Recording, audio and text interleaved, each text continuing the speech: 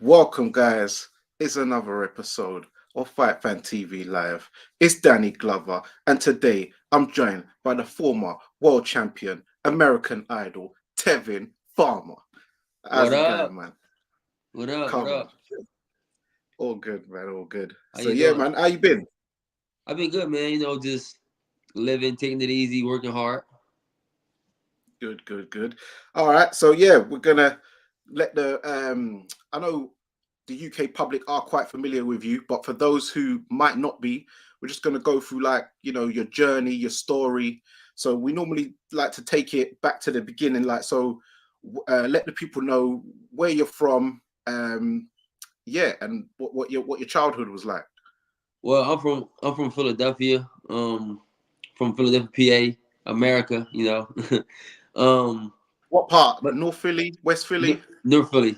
You know about Oh, how you know about Philly? I know bits and bobs. I know people. Yeah, yeah. I'm from North Philly, man. Well, I was born in South Philly, but I was raised down north most of my life. Okay, so you near like where Gilly the Kid grew up then?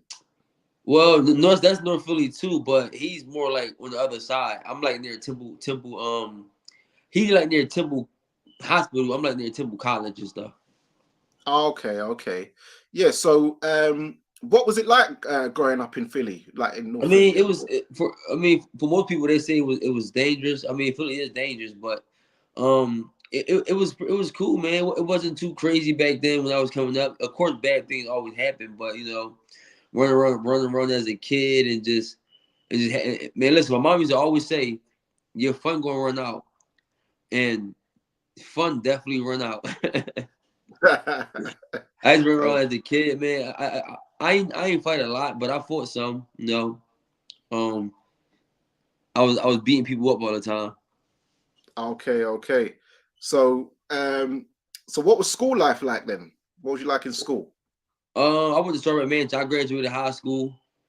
Strawberry Mansion is a school that a lot of people wouldn't even go to because it's not a bad school. It's a regular school, but it was like considered a dangerous school. Yeah. So did you ever bump into Umar Johnson then? Because I know he's from North Philly as well. We from the same. We live in the same block. We lived in the same block. Oh, come on. So, okay, I like You that. I talking about, like you that. talking about Umar? You talking about Dadu Umar, right? Yeah, Dr. Umar Johnson, man. Yeah, we live in the same block. Oh, right. That is We live interesting. on we live literally on the same block, like probably like one, two, like three doors down. Wow. Yeah, ask him. He'll tell you. I know his whole family. Okay. Okay. And then All it's right. crazy. And then Meek Mills lived on the same block too. Yes, I've heard Dr. Umar Johnson, say that his brother grew up with Meat Mill Yeah, because yeah, yeah.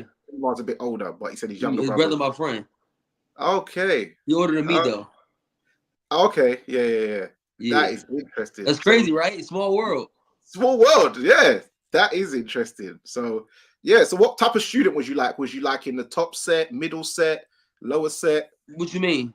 Like in school, did you like school? Was you like in the higher Um, classes? did I like school? I didn't hate school. It was school. I know I had to be there, so I was there. But was you like a smart student or average student? Average, average. Okay. So Yeah, then definitely you think, average. yeah. So you graduated school. Did you go to like any college or university to study after? Nah, I didn't. It's crazy because I was starting to go to nursing school, but I started boxing, so Okay. So what age did you walk into the gym at first, into the gymnasium? probably like 18, probably 18, Okay, 19. quite late then. Yeah, real late. Yeah. So what was it that made you want to start boxing then? Because My normally brother, by 18 my, you're my, out partying. my brother started. He started boxing. He just started out of nowhere, and I was just following him. I said, "All right, I'm gonna start too." And then it Okay, was just okay. since then it was just up. It was just like, all right, let's go. So what was the name of the boxing club you went to? I was at the Martin Luther King Center, Oh, okay. Okay. Yeah, yeah, yeah, yeah, yeah. Okay. but That's, at yeah, that I time think I still didn't take boxing serious though. Yes. So who was at your gym? Any notable fighters? Was like Danny Garcia around there? Nah, this was it was no, it was nobody. It was just a regular. It was a rec center. It wasn't like Okay. a real gym. It was a rec. Oh, so you didn't get carded at that gym? Huh? Did you get like carded to have amateur bouts at the gym? Yeah, I had 16 amateur fights. Okay, in total or just for that club? No, total 16. Okay. So did you enter any like Golden Gloves, anything like that? Nah, none of that. Okay, just like club Regular fights. fight and then just turn pro. You know, Yeah. it was new to me. I didn't know what the fuck I was doing. I was just doing anything. It Okay. took me a Okay. So while to really learn.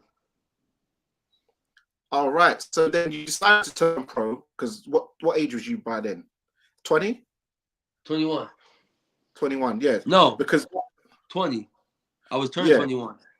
yeah. Because okay, so that kind of explains your early career. It's like they just threw you in the Yeah. deep end early. But it probably explains it because you didn't have the massive amateur pedigree. They probably weren't sure about you and your talents and stuff like that because Well, you even didn't no, enter it the wasn't even tournament. that. It was just I was just the people that I was with ain't know what they was doing either. Now that I'm older and got experience, I know I can fight, but they had no idea about matching up properly and doing that stuff. We was just all over the place. It was just anything. Yeah, because so you in your debut you lost via TKO to Oscar Santana Yeah, in they the robbed me though. Baltimore They at robbed me on that the. one. Oh, was Yeah, it premature? they robbed me. Yeah, I was beating the hell out of this guy. Who? I believe that guy was signed with Golden Boy, but I was beating the fuck out of him. And in the last round, I probably throw a few punches and they stopped it. You know how the boxing game go. That was bullshit. Oh, who was reffing? Tony Weeks. Nah, Tony Weeks, yo, why everybody hating on Tony Weeks? Nah, because he's had some bad stoppages lately. Okay, Yeah, he did. so then so your first like 12 fights, you was like 7-4-1, one Yeah, KO. Like for instance, in Atlantic City, you fought 7-0, 5 KOs. Kamil Lazatsky. He's currently last check. 30 and Yeah, 0 right now. Yeah, he's huh? 30 and 0. He's Yeah, 30 and well, 0 right now. yeah, he is. I seen it. Yeah, And in your 12th fight, they put you in with like Jose Pedraza. yeah. Mad. So how did that fight come about? I got called in a week notice for that. Oh wow. Yeah, Oh, so it was due to like your poor management, basically. I didn't have no management. It was just me and my coach. It was just a bunch of bullshit. It wasn't really nothing. It was like the way I look at boxing now. You got manager, promoter, all that. It wasn't like that for me. Yeah. It Okay.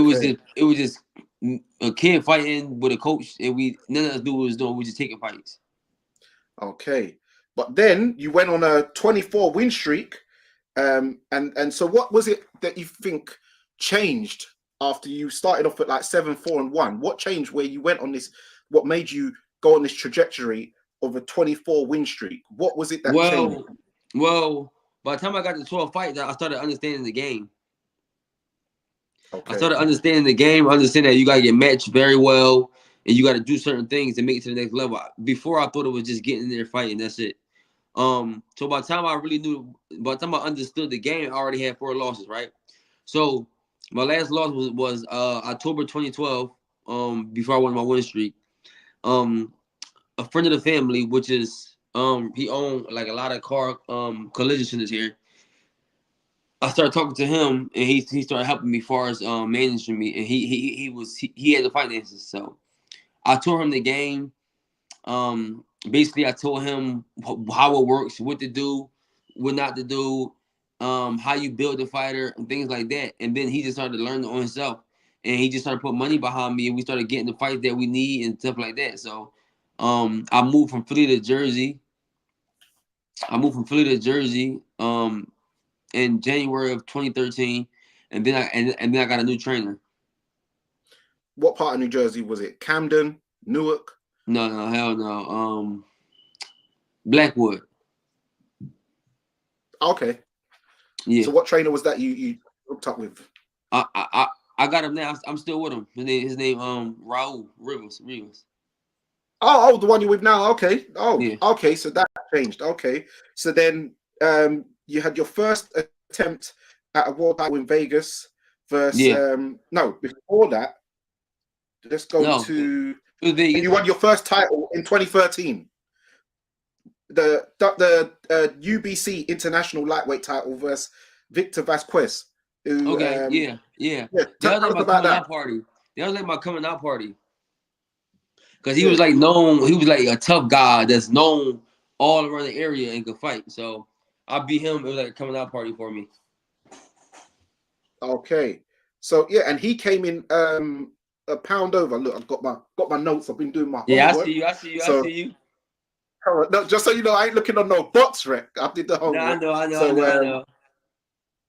because I'm the master aficionado out here. So yeah, Nah, I so he feel came in you. a pound over, and yeah, you managed to stop him in the eighth. So yeah, tell us about Yeah. that fight, how it came about, how the deal was done, how your mindset was going into that fight. I mean, it was my first fight with my new coach. I only been working with him for about 3 weeks prior to that, and I think he was familiar with the guy. I actually think he used to help train him. I think, but Oh, yeah, because he was cool with his dad. I think, yeah. Yeah, he was actually. And then 3 weeks, I was already with my new trainer. So then he said, "You want to take this fight?" And we said, "Yeah, we want to take the fight." And I was confident that I was gonna go in there and do my thing. I already had talent. I just needed somebody to move me properly and the coach to bring it out to bring it out of me. I already had the skills. I just wasn't seasoned. Um, mm. but yeah, then we went in there and we stopped them and made a statement. Yeah, yeah. And that was as you said, that was your coming out party, and that was that Yeah, lightweight. yeah, lightweight. Yeah. So then, 2016, you had a fight for the North American Federation title but you went down a weight to super feather versus Gamaliel Diaz. Yep, So in New yeah, York. tell us about that fight, man. Was that in New York? I'm not sure where it was, but Yeah. it was. I can't quite remember that fight to be honest. But you dropped him 3 times though. Yeah, that was in New York. Yeah, I dropped him three Yeah. times. I know exactly what fight you're talking about. I dropped him 3 times. I think I had a long layoff prior to that. I felt like shit, but I still managed to drop him 3 times and do my thing. So what was for the long layoff? What was the reason? At that time, I don't know. I can't Yeah. remember. uh, probably hanging out with the wrong crowd. nah, I don't hang out. I still don't hang out to this day. Okay. Oh, that's good. That's good. Today Friday. That's true. I'm in here doing the interview. Yeah, that's good. That's good. But remember back then, 2013, you know, That that's was that what was the 13. That was 16. sorry, 16. Sorry, Yeah. yes, 16. So, yeah. Okay. And then during your streak, you beat in your very next fight, you fought Ivan Redcatch. And you managed to beat him as well. So yeah, how did you I because he's fought a him at 35. yes. So how was that fight? Tell us about that fight, man. I Because beat the that's a hell out of serious Red name Cat. as well. At the time, that's when he was really hot. I beat him when he was hot. Yeah, I remember. Yeah. Yeah, I went there and did my thing. We did a game plan. We go boxing, and like the first 6 rounds. And then after the sixth, we're gonna just start pushing forward. And I was just punishing him. It's crazy because he came in on fight night 160 something. I came in 140 something. Wow, and you both weighed in what 135 Yeah, and or he 130? No, came in sorry, 160. 130. Yeah, I moved up. No, I Yeah, moved up. wow. I moved up in weight. Yeah, I moved up in weight. Okay, So like I've been like people think that okay. when I move, like, I'm about to move back to 35 soon, and people think that they just gonna be walking over me. I've been fighting at 35. People don't understand that. Yeah. So then afterwards, you got your first attempt at your first world title versus Kenichi Ogawa, the Japanese guy. Most people are familiar with, the spectacular knockout Joe Cordina did to him. But I remember when you fought him. So tell us about that fight, because did you see when you was in that fight? Did you suspect something funny was going on with him? Did he feel stronger or just more energetic than normal? Not knowing what was going on, because I was actually in the fight. But he was heavy handed a little bit. He was definitely heavy handed. But a lot of his shots wasn't landing. I feel like I beat him clearly. I actually got shot in my hand 4 months before that. Wow. So how did that happen? It's a lot, bro. See, I got a story people don't even understand, bro. I got shot in my hand July 30th on my birthday. July 30th, 2017. So let me get you a rundown. April 30th, April something. I fought in Philly, Lakers Center. I tore my bicep in the second round. April 2017. I tore my second round. I was fighting the Mexican. My whole bicep tore off my arm. So I had to fight the rest of the 10 rounds, 9 rounds with one arm, one hand. So I managed to beat him with one hand. Mexican's tough dude, but I did my thing. Then in July, so I had to go get surgery. They had to give me surgery on my arm in May. So that wasn't even healed yet. That was my right arm. Oh. And I'm still healing from that. Then I go in July, and then I get shot in my hand, my right hand, the same arm. Did they purposely shoot you in your hand on your purpose, though? It's something I can't really speak on right now, but period. But it was a lot. It was it's a lot. But so I got shot in my hand, tore a bicep, 3 months, 2.5 months apart. Then wow, that's a lot. Then I go in December and fight Kenichi Ogawa with a shot hand. When I mean shot, you can see, like, if you look at it, you can see right here. Yeah, that circle. Yeah, I see it. Right. And then you'll see it came out like, hold on. If you look right through here, your wrist.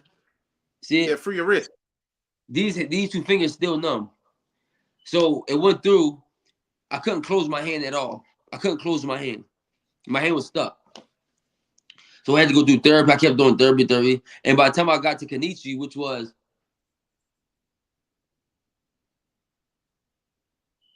4 months later, my hand was finally able to close like a little bit like this. But I couldn't do the grip. It was just like, eh.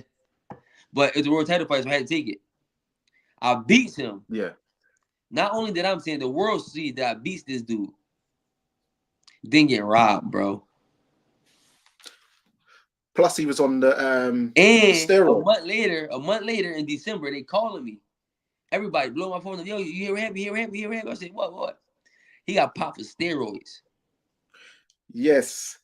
Andros Dandio. Wow. So what was going through your mind when you got that call? I go to Twitter real quick. I see everybody. Oh, but then we had to fight in court, not in court, but we had to do some type of court thing for them to strip him from the belt.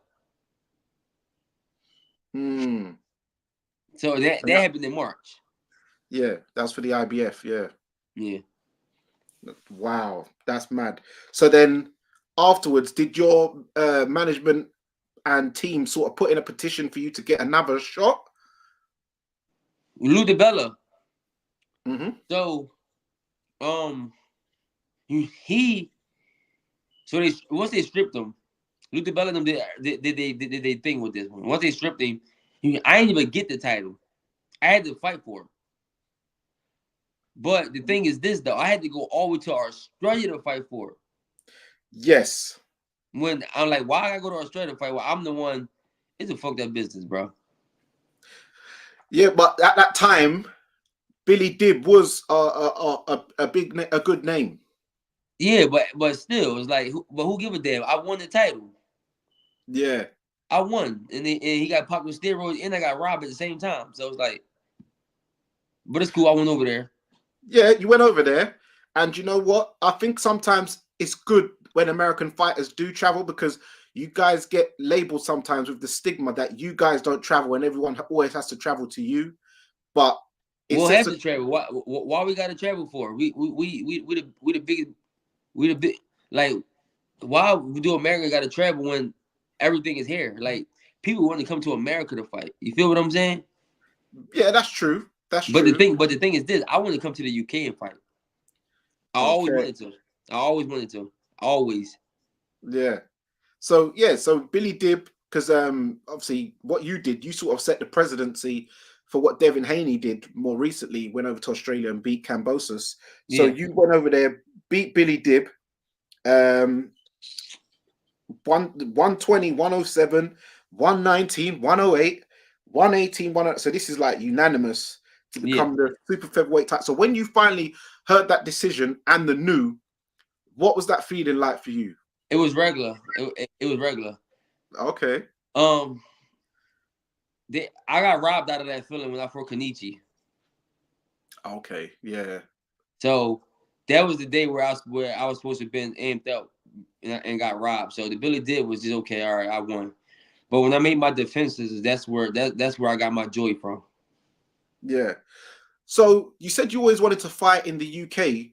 It's funny that because then your next two fights well, two of your defenses was against British fighters. So first of all, you fought James Tennyson, a big puncher from the north of England. He's from like up Newcastle ways. I remember even the pundit Johnny Nelson was thinking that he could knock out Javante Davis at one point because he was on a bit of a streak until one of the Mexican fighters came over and knocked him out. But you managed to stop him in the fifth round. So, what Yeah, did you think of his power? I don't really be feeling nobody power. I'm be honest, bro. I'm gonna be No, honest. I haven't been there with nobody where I'm like, oh, this dude, he is hard. I haven't been there, but certain people you can tell got heavy hands. You can tell he got heavy hands. okay, Yeah, but I never been there with nobody yet that I can honestly say like, oh, he got power, is strong. No, I haven't been there. yeah. So you dropped him in the You dropped him in the fourth round, um, and then you dropped him and in the fifth round as well. So do you remember the shots like you was or what you was working on in that fight with James Yep, Tennyson? them liver shots was killing him. Them liver Okay, shots was killing him. He couldn't stand them. yeah. Okay, okay. So yeah, man. So that was a good defense. And then you fought I remember there was a good build up with John O'Carroll. Like you lot going back and forth, Yeah. good little banter and that. And that was like a You know what's crazy homecoming though? You fight know for what's you. crazy? Let me Yeah. cut you off. Every world championship fight I haven't felt. I felt like shit. Every Why? fight I had as a champion, man, I felt like shit. I was Why? cutting weight wrong. I was cutting weight wrong. It was just horrible, bro. And I was fighting back to back, so it was killing me without me even knowing. Mm. Yeah. But so even going into that John O'Carroll fight, you felt bad as well. No, not going into it. Is actually being in the fight. Oh, oh wow. Yeah, not going to the fight. I ain't feel like that because you don't really know until you get in there. Oh, so you didn't feel any like in camp? No, no, I felt great. I felt amazing. I felt Oh, amazing. And then you get in the fight and you're like, oh, I feel like shit. But it's because I was cutting weight wrong the whole time. And the only reason why I noticed is because um I did some studies with a few weight cut people, the doctors. I've been to the doctors. That's after the Jojo Diaz fight. That's how I was able to realize and figure out like, damn, that's why I felt like shit all these fights. okay. So who told you to go to and check out sort of like a person, or was it you, or was it one of your Well, team? I was getting so prior to the fights, like people like Carissa Shields, Demetri Andrade used to be like they did. One day Carissa Shields hit my girl, and she like, why he doing this? So close to the fight, why he doing that? But um, we really didn't think nothing of it because of we've been doing it like this for a long time. Okay. So, and then I see Andrade the day before the weigh-in drinking apple juice and all that shit, and I'm over here fucking cooked. And he like 7, 8 pounds over the day before the weigh-in, and I'm like on weight. So once I lost and went to the hospital, between the doctors telling me I was dehydrated, I'm like, how the hell I'm dehydrated? And I just rehydrated like back up like a mother ugger. So between that and between Carissa Shields and then between Demetri Andrade, seeing just listening to them and hearing this, I had to go figure it out. And they told me I was operating at 30%. Wow. Yeah, I was operating at 30%. So now we got it down packed now, man. So people gonna see the best of me now. So Yeah. So you had a homecoming against John O'Carroll. So how did that feel having the homecoming fight, being the it was champion? good. It was fun. It was fun, especially with him. I wanted to beat him up at the Yeah, time. yeah. I remember that build up. So, but you got become like friends afterwards. I remember you said you was going to take him to I did. like a Yeah, I took him. Yeah, I took him. yeah, to the cheesesteak thing. Yeah, Oh, I took him. I took him to get yeah, cheesesteak. Yeah, yeah. So I actually brought him to camp for Jojo Diaz. okay. I brought him So and Toka Khan. Toka, yeah, yeah, yeah. He's the one who fought. I brought both of them. Yeah, yeah, yeah. I was So boxing both of them in camp. I was doing like 14 rounds, 7-7 apiece, and I was in shape. But the minute I get to the fight, not to the fight, the minute I do my weight cut, it kills me. So the whole beautiful camp I had, the weight cut kills everything. The weight cut, if you cut yes, weight wrong, it'll kill your whole camp. yeah. And I had So to you learn the still hard in way. touch with? So are you still in touch with Jojo? I mean, sorry, John O'Carroll. Yeah, once in a while we talk. Yeah, once in a while, not like crazy, but once in a while. So Toka Khan, that's the one who fought Shakur Stevenson, isn't it? When Shakur sort of Yeah, ran for a Shakur, yeah, minute. he was. Yeah, Yeah, yeah, the that's him. first one. But people forget about that fight because they just focus on Shakur's last one. But I remember when Toka caught him and he sort of just ran around the whole time because he said he felt the power of him and he didn't like how that felt. So that No, was Toga interesting. Khan could fight. He could fight.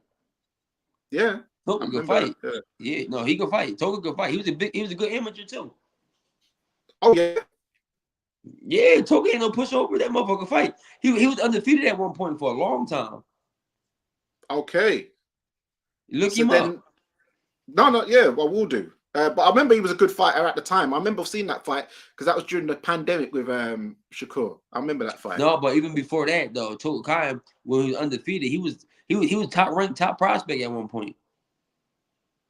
Okay. Yeah. Oh, that's serious.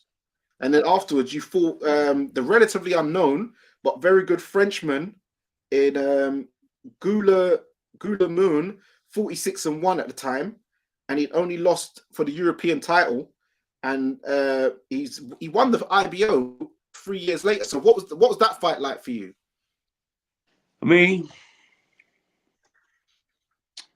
I just did my thing. Felt like shit in that fight too, but my mental is just different. My work ethic is just different.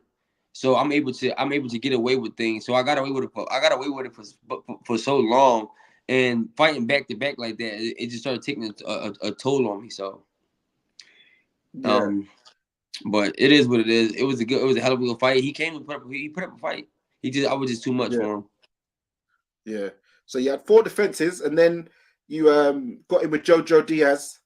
Happened to be like so. Tell us about that fight because that was a close fight. It was crazy. It was close, right? But I'm Yeah. like, how the fuck you let it be that close? And I feel like shit. Mm, Anybody that know me can look at that fight and say something was wrong. Anybody, I don't have to say nothing. You can look at the fight and say it right. And it was a close fight. yes. But it's cool though. I'm coming back I'm coming back for everything. Everything. Yeah. So after that fight, you was out for 3 years. Why was that? Well, the first year was the pandemic, so a lot of stuff was happening. So I don't really count that. But I swear I had a rematch clause with Jojo Diaz. I got screwed out of that. It Yeah. was in my contract. I got screwed out of that. Um, just for the whole first year of just trying to figure out how I'm gonna get my rematch because they was trying to f me over, which happened. They did. Um, and then 2 years after that, I was just living my life, bro. Just living. Yeah, You know, I fought a lot more than anybody. So I was in camp back to back. My body was weak because I was cutting weight wrong, and it was just a lot. So I just I was just out, not on purpose, but I wasn't in a rush to come back neither. So I was just out, just living. Um, and I'm back now. yeah. No, and that's good. So you had, and the thing is, so you, even when you come back, you didn't have a conventional comeback. Normally people like to warm into it, get a little, journeyman type guy, but you went straight in with a fellow Philly native, so you probably must have known this guy. He could fight. Um, He yeah, he could fight his ass off. what's it? Avery Sparrow. Yeah, that was mad. And you dropped him in the fifth round, and that's sort of like what kind of got you over the line on the scorecards, it seems. Yeah, but that's them scorecards is fucked up. I don't know what them judges was watching. I beat the fuck out of Avery every round. What was his name again? Avery. Yeah, that's it, Avery. Yeah. There's no disrespect to him because I like him. That's my homie. But I Yeah. beat And Avery every because round. If I can give him rounds, I give him 2 rounds, 3 tops. yeah, because he beat Henry Lundy before. Hank Lundy, He yeah, went the Henry, yeah. distance. Yeah, he beat Henry Lundy. Went the distance with Abraham Nova and also William Foster the third. Yeah. The only person who managed to stop him was Rowley. Yeah. Yeah. I beat that boy every round. I don't know what the scorecards. I don't know what the fuck they was talking about. I beat him every round. I say probably not 2. Okay. I haven't seen that fight, but that's a tough fight to come back to because I know that's a proper fight. Like for someone who's been out 3 years, Yeah. that's not a normal fight you would come back to. But I knew that though. I knew that, but I was like, I'm at a level where I should be able to beat him any given day. yeah. That's how I felt. You know what I'm saying? So that's why it was a tough fight. I mean, that's why it was a fight that I took. And a lot of people like, how you gonna come back to that fight? I said, because let me see where I'm at. So I came back and beat him. Okay, and then 3 months later, you fought Oscar Barajas, and you scored basically a knockout of the year candidate. Yeah, Um, that was that fight. I saw that knockout. That was vicious. that was dangerous. Yeah, man. Tell the people about that fight, man. Well, what people don't realize is this. I'm cutting weight the right way now. So when you cut, if you don't know boxing, if you don't know the sport, when you cut weight the wrong way, you don't have no energy, you don't have no power, you don't have anything. But I'm cutting weight the proper way now, and it's showing. Yeah. I dropped Avery in the 5th. Yeah. Could have stopped it, but my timing was off. Then 3 months later, I come back and knocks my out cold clean. So also, what I would say is because when you look at your fights, fair enough, in your record, your knockout ratio doesn't seem like you're a puncher, but you managed to drop a lot of people and you stop people in meaningful fights. So do you think that there's a percent that you hit harder than your record suggests? Anybody would tell you that. And I could never show it because, like, again, I was cutting weight wrong and I can never let it out. But when I'm sparring these people and doing these things, I'm hurting these people. But I get into a fight and can't do nothing because the weight cut has killed me. And if you ever interview Carissa Shields, ask her, she'll tell you she DM my girl and told her. John O'Carroll, I brought him to camp. You know what he told me? What? He like, you wasn't punching his hard in the fight. Yeah. Yeah, that's what he said. Okay. But y'all gonna see. Have you sparred Clarissa before? Nah, I sparred Katie Teller. Okay. Yeah. So tell us about your signing with your new manager, Elliot Amoko at Nova Sports. How did that come about? Who that? No, I'm kidding. Listen, man, I'm loving it right now. We haven't got a fight date yet. But very hard worker. Motivated, a grinder in the mix, making stuff happen, and that's all I need. Is somebody to be in the mix and making things happen like that. I watched him for the last year. We wasn't bench was work. He been wanting to work with me, and I just sat back and watch. I sit back and watch, and I gotta see what you're working with. And I spoke to him a few times on the phone. We was going back and forth, but all in all, I just like his drive. I love his drive. Um, he a lot of people like him. That's important to have people that Yeah. like you because they want to do business with you, and you want to have somebody confident, and you want to have somebody a good person to speak on your behalf because you don't want anybody speaking on your behalf because you are who you hang around or who you sign to. You want people to like somebody, and he's a likable guy. A lot of people like him, respects him, and overall, he's just a hard worker, a grinder. He's out, he's moving, he's shaking the bacon, he's making it happen. So Yes. Yeah. I think we do a lot of things together. Yeah, no, I think it is because I know him and he's very good guy, and I think that's a good move. And he's dedicated because you see he's out at the shows, as you said, he's moving and shaking, making connections, and so yeah, it's a good look. So are you still looking to do 130 because your last couple fights was just above it, or you going to 135? Yeah, I'm doing 130. These people couldn't make 130, so and not for a belt. So I'm able to do that. I'm not gonna fight 130 flat if it's not for a belt. Now I do 130 plus one, 130 plus two. So who you looking to fight? There's guys like Emmanuel Navarrete or Shaki Foster. I saw you called out someone recently. Who's that? The fighter again? Let the people know. Oh, Gary Russell? Or I call Gary Russell, Joe Cordina, but he got a fight coming up, so he got to handle Yeah, that. yeah, Josh Warrington, yeah, Lee Wood, yeah. Kid Gallahan. Yeah, I think he might be retired now, though. He might be. He might. I don't know. Gary Russell. Yeah. And now this new on the hit list is this kid named Archie Sharp. Oh yeah, I know him. I remember him. His dad, he was one of the coaches at one of the amateur clubs when I was boxing, Archie. So I remember when he was a little kid. I remember his first ever amateur bout because he's quite a bit younger than me. But I remember him. Yeah, he's doing well, unbeaten. Fights on Queensbury, or he might have moved promotion now. But yeah, yeah. Okay, so you're looking at Archie Sharp. Okay, that's interesting. That's interesting. Yeah, man. It's crazy how a lot of these young kids that was coming up, they used to look up to me. Gonna become rivals. Idols become rivals, and talking about idols become rivals. Where did that name American Idol come from? Well, just the way I presented myself and represented myself.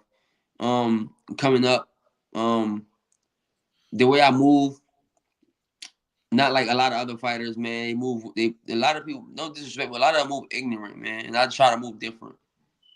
Yeah. Okay. Okay. So when you looking to be out next? I want to go in February, but the latest March. Okay. Yeah. All right. So we're going to go into the penultimate round series of questions. I do like a series of questions. It's like a choice of two, and you pick one. So we start off easy. Okay. So red corner or blue corner? Red. Left hook or straight right? Well, I'm a lefty. Oh yeah, sorry. Right hook or straight left? Oh yeah, southpaw like me. I should have remembered it. That's hard, bro. Damn, straight left. All right. For gloves, yeah. Everlast or Fly? Everlast. Cleto Rays or Grants? What's that? Cleto Rays or Grants? Gloves. Oh, I never heard of them. Reyes, man. The ones Oh, Mayweather Reyes. used. Reyes. Or what? Or Grants. Grant Reyes. Okay, yeah, it's my accent. It's my Yeah. yeah, No, sorry about that. All right, rival or winning? Rivals. Okay. For boxing boots, Bro, it's about fighting or sparring? fighting. Rivals. Okay. Yeah, sparring, winning it because it's more safer, isn't it? Yeah. Yeah. So for boxing boots, Nike or Adidas? Nike or Adidas? Nike. Yeah. Okay. I prefer Adams though. Adams. Yeah, they nice. You want to see a Okay. pair? Yeah. Show me. So I'm getting the £5 exclusive. Let us know in the comments if you know about these. Okay. All right. Yeah. Yeah. They're smooth. They're smooth. I got all the colors. Okay. Enough colorways and that. Okay. So Jack Johnson or Joe Louis? Jack Johnson, Joe Louis. Yeah.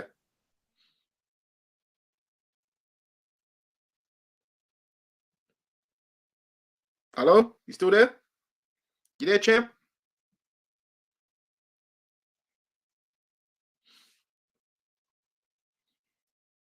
I don't know if he's frozen, man.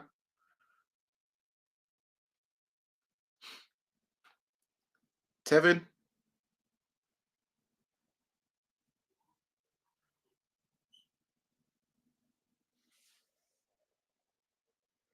Oh, what's going on, man? I think your connection.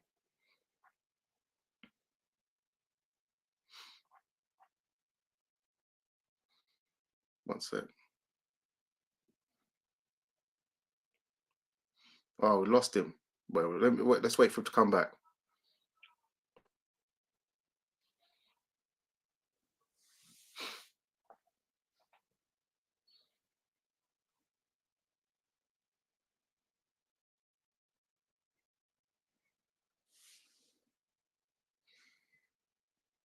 Oh, okay. Your phone died. Oh man. Okay, you're Yeah, back. You're back. You're back. you see him in a different setting now. Okay. Cool. All right. So Jack Johnson or Joe Louis? Sorry. Jack Johnson,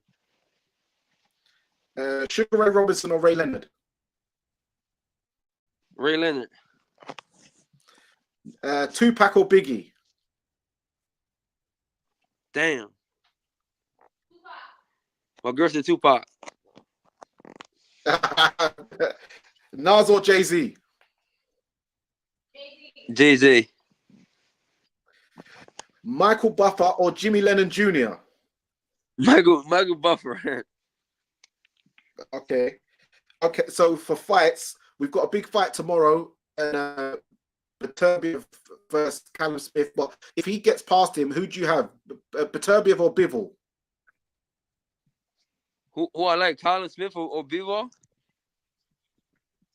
Arthur Beterbiev or Dmitry Bivol? Probably Bivol. Okay. What's his name? Virgil Ortiz or Tim Tszyu?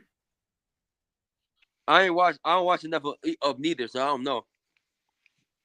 Okay. Who do you have? Devin Haney or Shakur Stevenson? 50-50 fight. Canelo or David Benavidez? Canelo. Tyson Fury or Usyk? Fury. Okay. So for cars, BMW or Mercedes? Mercedes. Audi or Lexus? Audi. Rolls Royce or Bentley? Rolls Royce. For the ladies, do you like the dark skinned women or the light skinned women? Brown skin. Okay. Do you like them slim or curvy thick? Not thick. Not slim either. Medium. What's more important, looks or personality? Both. But you asked what's more important, so you asked what's more, so I'm gonna say personality. Yeah, definitely. R&B or hip hop? R&B. Slow jams or New Jack Swing? Slow jams or what? New Jack Swing. I don't know what New Jack Swing is. Slow jams. You don't remember New Jack Swing? Ask your lady, man. She'll tell you. Slow jams. dancehall or Afro beats? Or Afro beats? Well, I sound familiar. Afro beats. Afro beats or dancehall music? Afro beats. Okay. So what are you like? Where's your family originally from? Are they from like the South? You like FBA? No, I'm from down here. I think from Philly. I think I don't No, know. I'm saying are they from like any of them from like the Caribbean or Africa, or are they from like the South originally back in the day Well, there? I got. Well, I don't know to be honest, but I'm mixed with like Italian, white, and black. Okay. Well, Italian, white, the same. Yeah. Yeah. So all right. So Philly cheesesteak or po' boy? Po' boy. What's the hell is a po' boy? You know the po' boy. It's like this brioche bun. It's another Philly thing they eat in Philly. I never heard of a po' boy. Yeah. Oh man. Cheesesteak. Okay. And I imagine you support the 76ers, right? Yeah. All right. So if you could fight in the UK, which venue would you want to fight in? The O2 Arena. Okay. And in America, what venue have you not fought in, which you want to fight in still? I fought in the biggest stadium, the best stadium, Madison Square Garden. So I'm cool. I So go back there. MGM Grand. Oh, Yeah. MGM. Oh, Well, MGM. Okay. I fight at the MGM. Yeah, I do the Yeah. MGM. I do the MGM. I like that. Yeah. Okay. Well, that's the end of those questions. So let the people know where they can find you on social media. Give them your handles, man. You can find me on Instagram and Twitter at Tevin Farmer 22. You can find me on TikTok at Tevin Farmer. And you can find me on YouTube at Life As. Not as like asshole, but as AS. Life as Tevin and Poker. Poker with a C, not a K. Okay. Yeah. Okay. Yeah. Pocahontas. Yeah. Yeah, Poker. All right. Well, thank you for coming on, man. It's been a pleasure. Also, last thing, let the people know what is the bad side effects of masturbation. What memory loss? The signs of memory loss. Memory. I can't forget. Memory loss. Oh, Oh my that was goodness, that was funny, wasn't it? no, that was hilarious. That was proper funny. Wasn't that funny though? No, it was. That was a classic. Everybody like, yo, you want to say it, but then they start catching on. Yeah, It yeah, was though. It took me about It was 45 seconds to catch on. You know, that was crazy. So no, that was good. But no, thank you for coming hold on, up, champ. Huh? Hey, thanks for having me, man. It was a pleasure. It was fun. Yeah, man, and yeah, we'll look out for you, and yeah, we'll keep in touch, man. So, thanks, champ, and Yeah, tell these fighters, all these fighters, I'm on the top, man. Yeah, man, and we look forward to you coming to the UK, man. And when you do, we'll hook up in that. So, yeah, man, I know, guys. I know. With the right fighter, we could pack it out because I got a lot of UK fans. No, you do. So, yeah, man, there you go. Have it, guys. Is another episode of Fight Fan TV. It's Danny Glover. I've been joined today by the former IBF Super Featherweight Champion, American Idol, Tevin Farmer. So yeah, man. Bless up. Peace.